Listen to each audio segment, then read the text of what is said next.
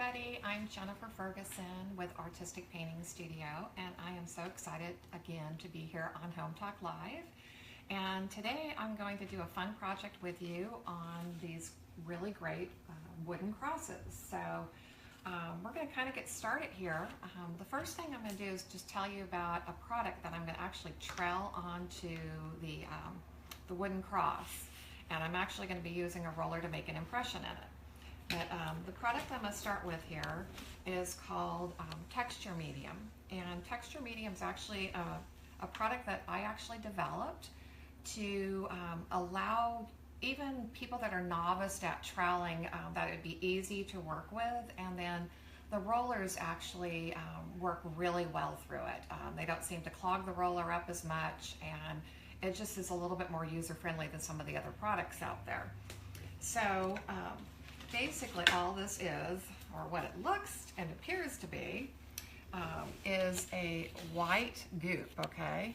And as I'm getting started here, I would love for everybody to share where you guys are tuning in from. We're here in Huntington Beach, California, where it was actually sunny today. As everybody believes it is every day, it really is not. So we enjoy the sunny days.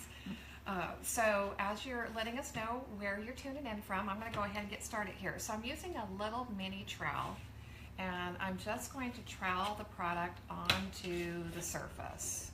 And I'm trying to keep it pretty thin because we don't want to create something so thick that we have to do a lot of sanding, because when you come back and you roll the roller or the imprint roller through it, you're going to, the design will actually peak the material high, and the more it's peaked, then the more you have to actually sand.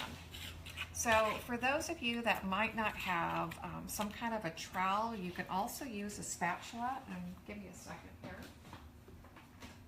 I'm going to grab one of my great room keys from a hotel, okay?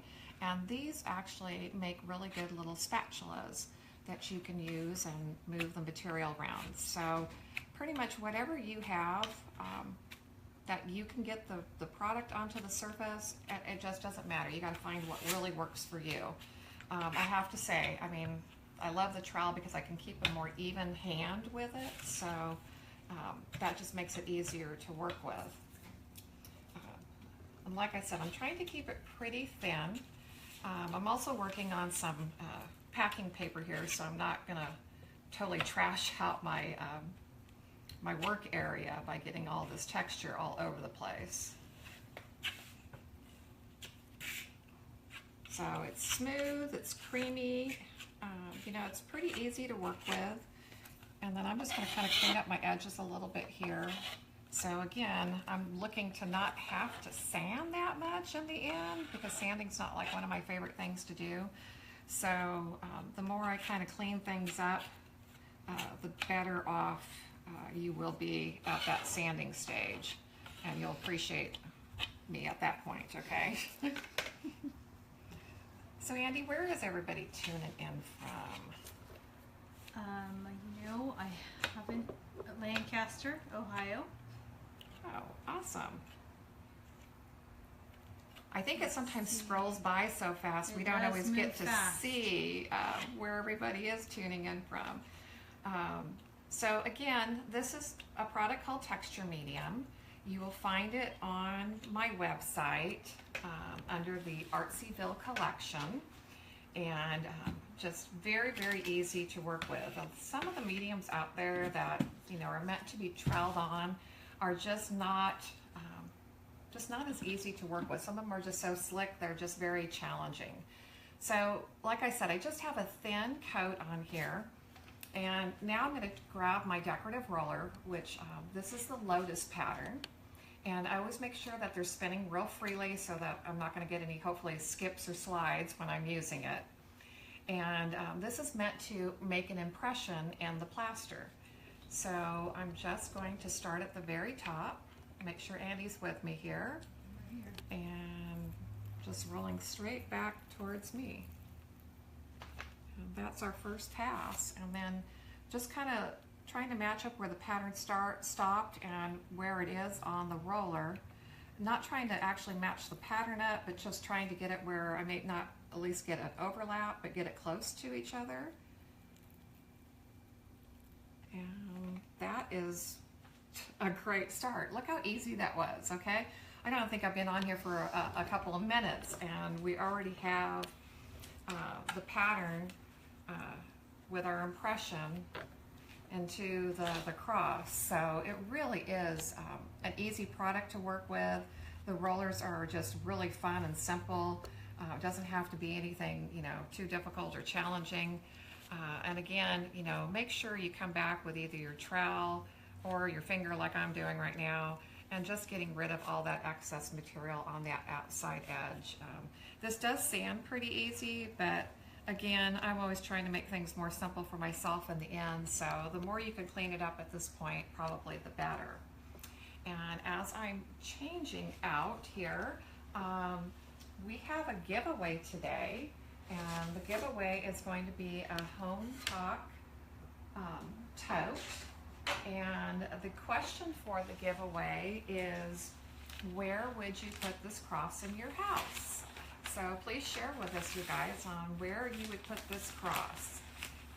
So back to the rollers for a minute.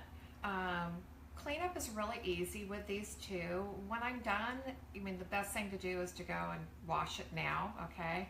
And I just use any kind of like scrubber, like a little brush scrubber that you would have in your kitchen sink, and just use some running water and just scrub out the product, because there's not that much on here.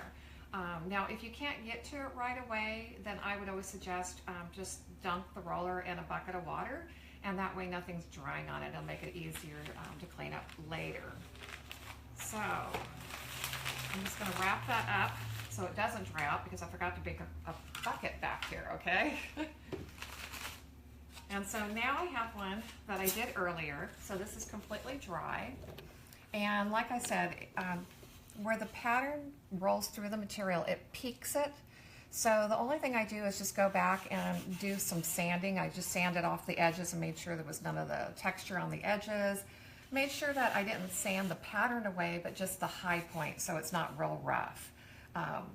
And then I always make sure I do all my sanding outside, so I've done the sanding ahead of time. And the next thing I want to do is actually paint the cross. I'm going to paint it a solid color. And the color I'm going to use is General Finishes Lamp Black.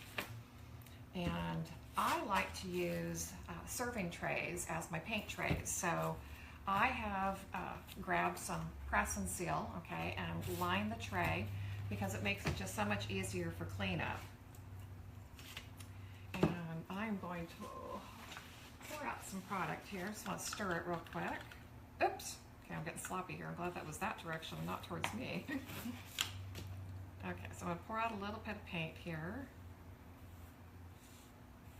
And I'm going to use a roller because it just makes it a little bit faster. Oh, I was sloppy there. Okay, Andy, what did I do with that roller? I brought a roller back here, I swear. Yeah, put a roller on a handle. And okay, so forgive me for a second. I'm going to go look for what Jennifer did with the roller. So Andy, why don't you ask some of those questions while I'm disappeared here? Okay, let's see what we got. Blurry. What is Okay. it? Blurry. Someone's saying it's blurry. We're blurry. That's what they said. Or maybe. Hopefully not, I'm too blurry. Now I might be kind of blurry because I don't have my glasses on at the moment, but okay. So I'm just using a low nap rooster roller, and I found it's trying to do this the cleanest way I can is I have come in and try to do the edges first, because that way I always have some place to hang on to. And then once I've got the edges done on one area, then I'll roll it out. That way, when you're doing that edge, if any of the paint has built up on the top side, you can flatten that out real quick. I mean, and if you want, you can always use a brush. I just figured the roller is definitely going to make it quicker. And there's times I'm always looking for speed, okay? So I'm just trying to find a clean place to hold it. Still.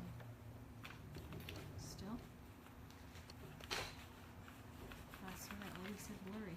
Are we blurry? Well, something I guess is blocking the camera view. Huh.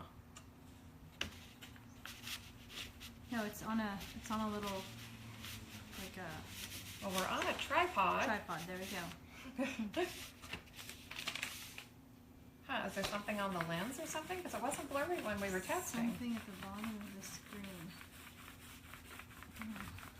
I do see the shadow on the screen now. Let me see if I can move it up. See if moving this up helps.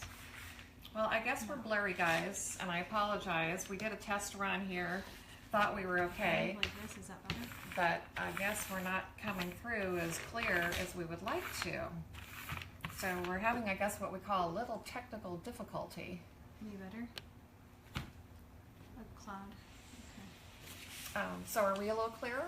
If I hold it right, keep it right here. This Okay, is just like keep it right there. I got Jen's hands. Okay, I guess you guys don't get to see me anymore this evening because it's just going to be my hands working. Okay, so again, I chose General Finishes Lamp Black, okay? I mean, you could use whatever paint you have. A chalk paint would also work, so whatever works for you guys is more than perfect to do this project. Promises we're not blurry. Oh, good. We're not blurry. Yay! I got not blurry hands. Okay. And so from here, we're going to go to our next level on this because we're going to actually be doing a foil project. So this has to completely dry. And let's find a safe place to put this.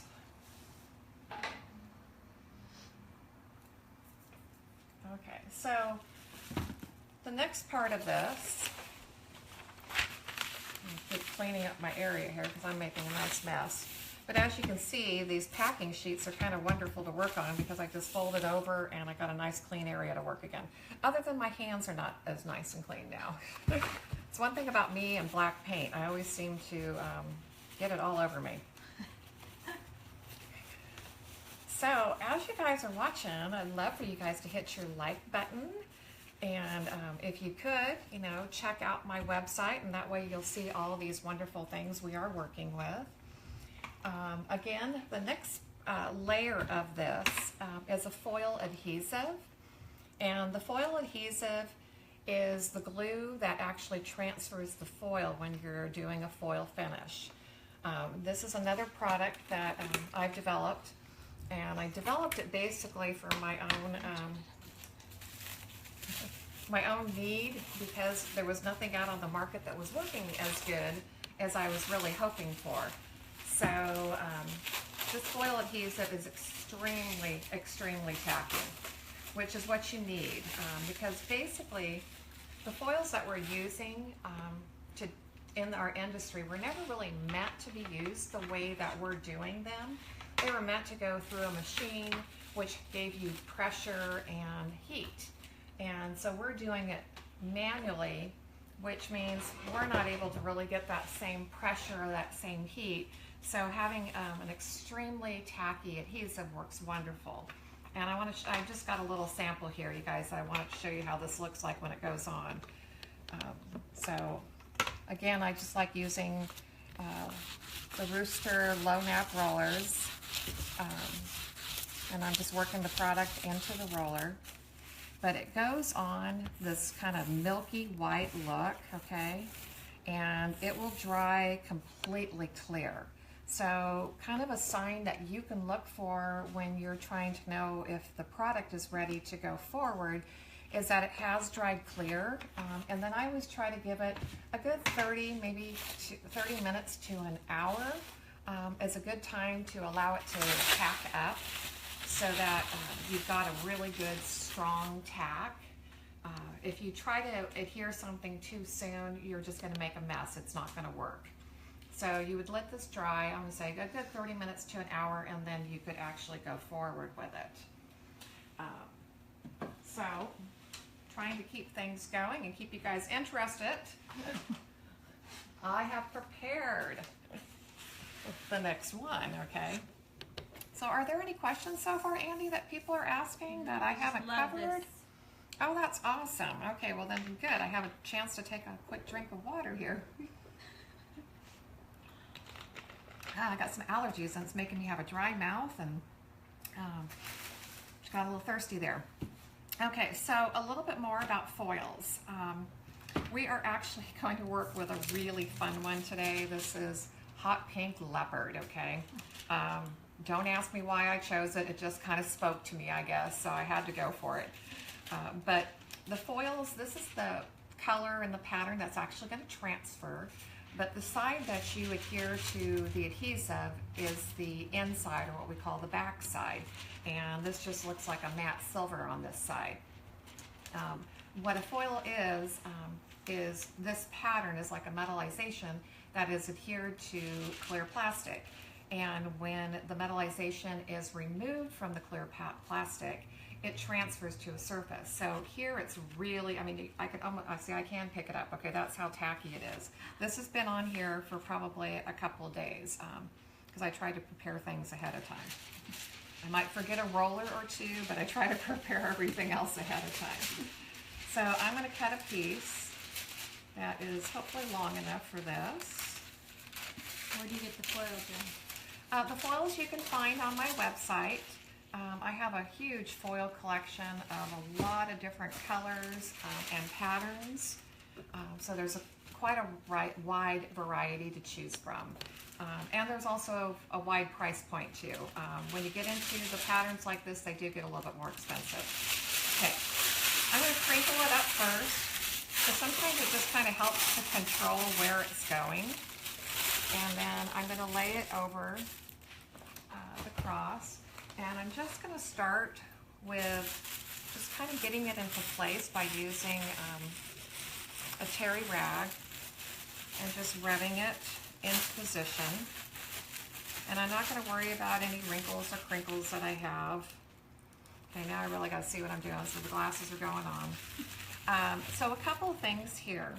This edge here that is a complete perfect straight line, you never want to transfer all the way to the edge because it will create that perfect straight edge. Nope. So you want to rub short of it, okay? And that way you'll have something that'll be a little bit more abstract, and then you can always connect to it.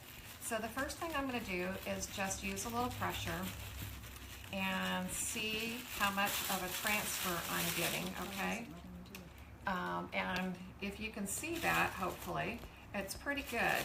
But if I want more, foil to actually get transferred, if you just kind of peek underneath and let it go right back down, you're going to find that it's going to, the foil's going to go right back to where maybe it hasn't transferred yet.